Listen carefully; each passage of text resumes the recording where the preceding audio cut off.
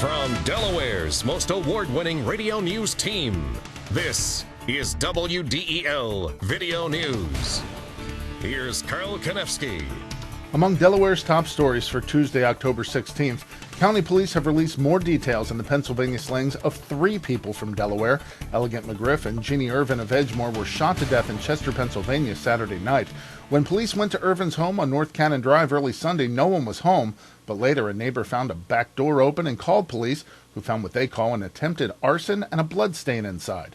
Meanwhile, police say the body of Maurice Goodman of Newark was found in the trunk of a rental car in Philadelphia around 2 o'clock yesterday morning.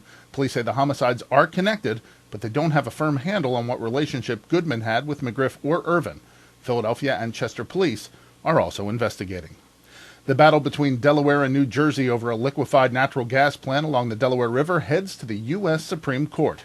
Justices say they'll hear arguments in the case at the end of November. The project, proposed by energy giant BP, is planned for the Jersey side of the river, but includes a 2,000-foot-long pier, which would jut out into the water. Earlier this year, a court-appointed special master decided Delaware has jurisdiction on the river, extending all the way to the Jersey shore. The terminal, which would be located across the river from Claymont, raised safety fears, as an estimated 22,000 people living near the river's main shipping channel could be at risk in the event of a major accident. The Justice Department has wrapped up its investigation into PFOA contamination of drinking water near a West Virginia DuPont plant and won't pursue criminal charges against the company. In 2005, DuPont agreed to pay $10.5 million in fines and another $6.25 million for environmental projects to settle charges the company withheld information about the health risks of PFOA, also called C8. The chemical is used in the manufacture of Teflon. The nation's ports are about to get a little safer thanks to a new project starting in Wilmington. Every day, people, trucks, and lots of boxes enter the port of Wilmington, but now it'll be a much more secure place to do business. It's called TWIC, or Transportation Workers Identification Credential, and the Department of Homeland Security's Transportation Security Administration is handing them out at the port.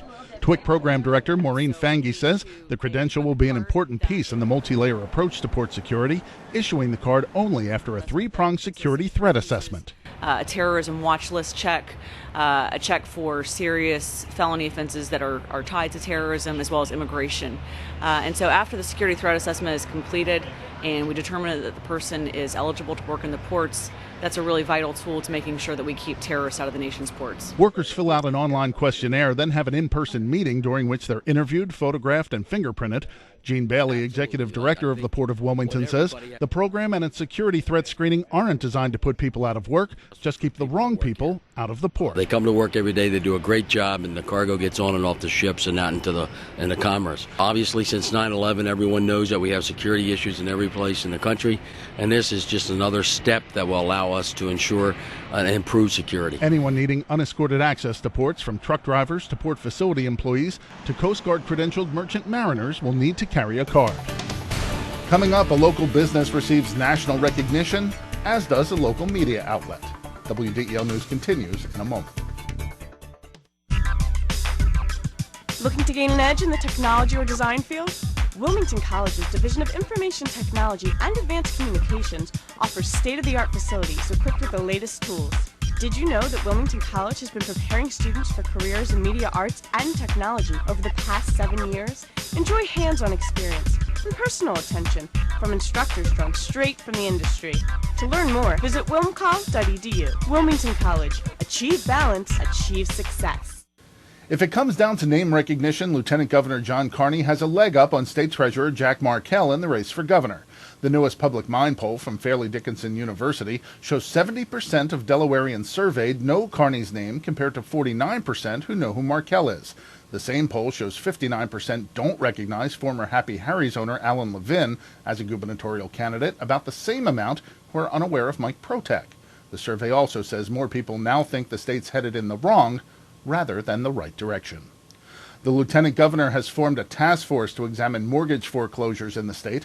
John Carney's office and that of the state banking commissioner have earmarked $50,000 for continuing education and outreach efforts. Carney will head up the 12-person panel made up of representatives of the public, private, and nonprofit sectors. He says foreclosures will grow to what he calls unprecedented proportions over the next 2 years. Imagine parking your car in front of your local pharmacy, going inside, and having your car damaged by an object falling from the sky. State police say that's just what happened to an SUV in the parking lot of the Happy Harry's in Stanton around 4:30 yesterday afternoon. Investigators think the 16-inch long twisted piece of metal came from a plane flying over the area. The object, which a witness said sliced through an SUV's roof like butter, was still glowing red hot and smoldering when firefighters arrived. The FAA is investigating. It was literally standing room only outside the Market Street Pharmacy, saluting the owners for their selection as Minority Small Business Persons of the Year. WDEL's Lee St. John has the story. Sheila Tucker and John Simpson went into business together 2 years ago with, as they freely admit, a lot of help from the Small Business Administration. Among those on hand to offer congratulations were members of the city administration as well as Delaware's congressional delegation. Senator Carper's presence wasn't entirely professional in nature. Well, I brought more than just my good wishes. I brought a prescription that needs to be filled. Simpson, quick to point out that he and Tucker are not husband and wife. I'm not her husband. Okay? He went inside. I'm not her husband. Okay? I pray for him every day. Said that small business is the launching pad that is going to bring the Brandywine Village neighborhood back. There are other entrepreneurs, minority entrepreneurs in the audience. I see them. I see Adams. I see Groves. I see Everett. I mean, we're sticking together. We're binding together to make a change in our community. I want to thank you. Reporting from Wilmington, Lee St. John, 1150 AM, WDEL. WDEL News was honored Monday night with two of the Radio and Television News Directors Association's prestigious Edward R. Murrow Awards. Melanie Armstrong got an award for Best Feature Reporting on her series on childhood obesity in Delaware entitled From Fat to Fit, and News Director Chris Carl accepted a Murrow on behalf of WDEL.com for Best Broadcast Affiliated Website. The University of Delaware Blue Hens climb in the polls, and the Colorado Rockies climb into the World Series. WDEL Sports and AccuWeather are coming up.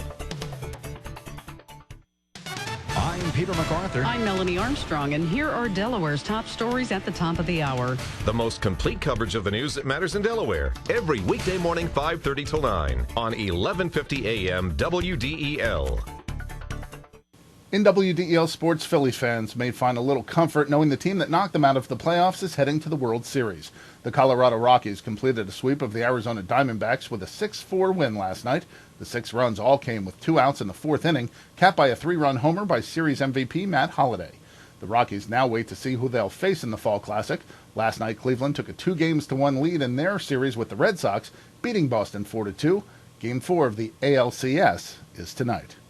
Delaware State University is ranked number 15 in this week's Sports Network 1AA National Football Poll.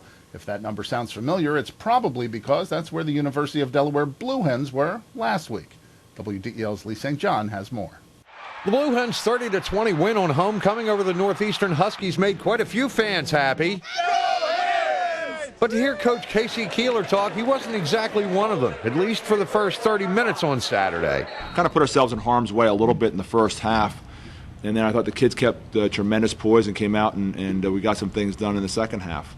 But that's the CAA. I mean, this conference is brutal. 5 of the top 15 teams in the country are in this conference.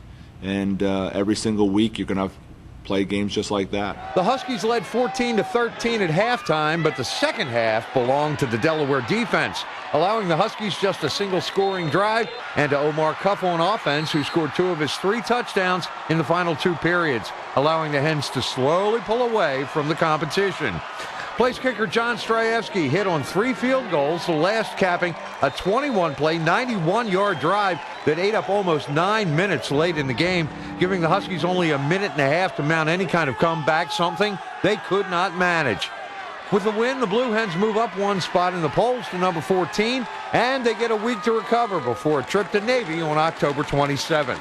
Reporting from Newark, Lee St. John, 1150 AM WDEL Sports. Your WDEL Delaware AccuWeather forecast. Today, clouds and sun, a high of 74 degrees. Cloudy skies tonight with a low down to 52. Tomorrow, partly sunny with a high of 78 degrees. Get news updates throughout the day. Delaware's top stories at the top of the hour on 1150 AM WDEL or anytime right here at WDEL.com. I'm Carl Konevsky in for Chris Carl. Thanks for watching.